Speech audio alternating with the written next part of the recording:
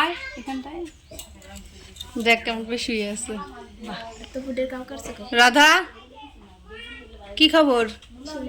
মুখের মধ্যে কি থুতু? গোটা রাত ভালো করে ঘুমাইছে? ঘরের অবস্থা দেখো, ঘরের অবস্থা দেখো। কত বছর আগে যে এটা খাইছে, খাইনি। হাইরে অঙ্কিতা, বমি করিস না।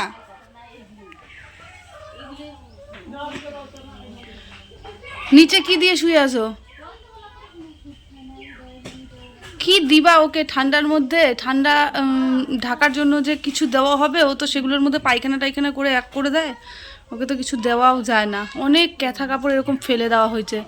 তো এই যে ওকে আমি সকালবেলা একবার দেখে গেছিলাম, দেখি ও ঘুমাচ্ছে। ঘরের মধ্যে তো আসা যাচ্ছে না বন্ধুরা, গন্ধ, ভীষণ গন্ধ। মুখের মধ্যে থুতু নিয়ে কেমন করে বসে আছে দেখছো মুখের মধ্যে।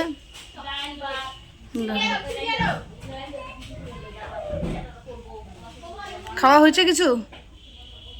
মুখের মধ্যে থুতু, কথা বলবা কি করে? আবার হাসে। হ্যাঁ,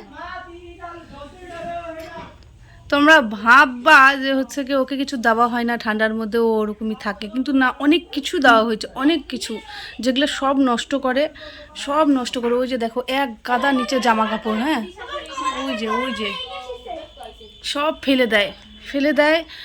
আগে যখন আরেকটু ভালো ছিল, ধরো ওইগুলো কাটতো, কাইটে নিয়ে যেখানে সেখানে ফেলতো। মানে ওর দ্বারাই।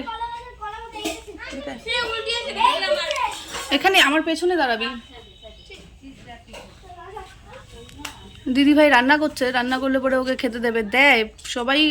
3 বেলাই ও খায় ভালো মন্দ যেটুকুনি হয়। শুধুমাত্র হচ্ছে গিয়ে এখন মনে ঘর থেকে বেরোয় না, তাই না? ওইদিন আমাদের ঘরে ঢুকেছিল, যেন কি করছে? আমার মা উঠছে 4:30টার দিকে, 3:30 বাজে, 4:30 বাজে, গাড়ি কাটতে উঠছে, ওইটা খুলে আমি ঘুমাচ্ছি, মানে আমরা দুজনের সাথে ঘুমাচ্ছিলাম। আর হঠাৎ করে ঢুকে পড়ছে। কেন ঢুকছো কেন? আর ঢুকে রাখছে ওটা না করে আমি ভাবছি কি ঠাকুমা জাদুটা কেমন দাদু আমাকে ডাকে না কখনো ঘুমাতে গেলে পরে থেকে পাগলি আমি ডাকি দেবো, ওটাই না দেবো। অ্যাকচুয়ালি কি বলো তো, ও হচ্ছে গিয়ে অনেক কিছুর জন্য পাগল হয়েছে, শুধুমাত্র যে শারীরিক প্রবলেম তার জন্য না। ওর হচ্ছে গিয়ে যেই শখগুলো ও ধরো শুরু থেকে পায়ে আসছে না, সেই শখগুলো সাধারণত কোনো মানুষ সহ্য করতে পারবে না। মানে প্রচুর কিছু সহ্য করছে ওর জীবনে। তারপরে তো একটু নার্ভের প্রবলেম ছিলই, হ্যাঁ ছিলই, জানি না বংশগতও কি না, ওর মাও পাগল ছিল, হ্যাঁ। তো এই জন্যই অনেক ফেস করছে ও লাইফে।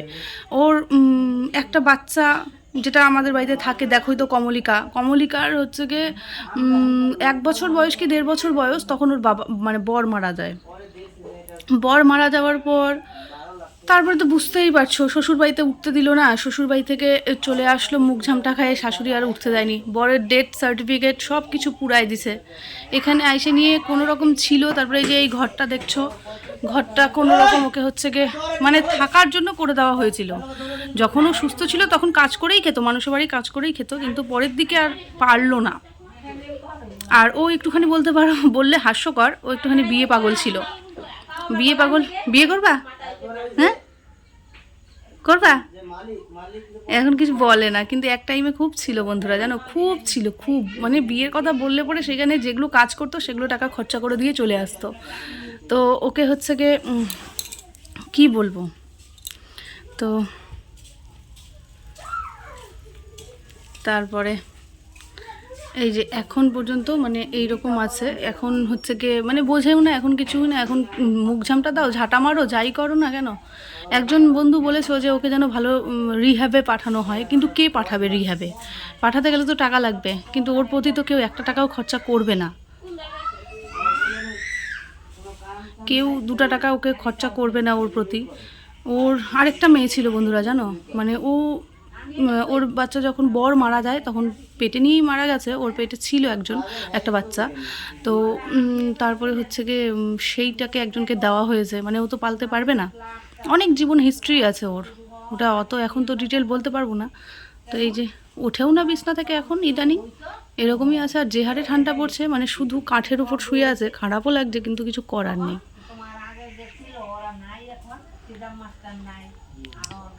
ওঠো, গিয়ে নিয়ে চান ধান করো।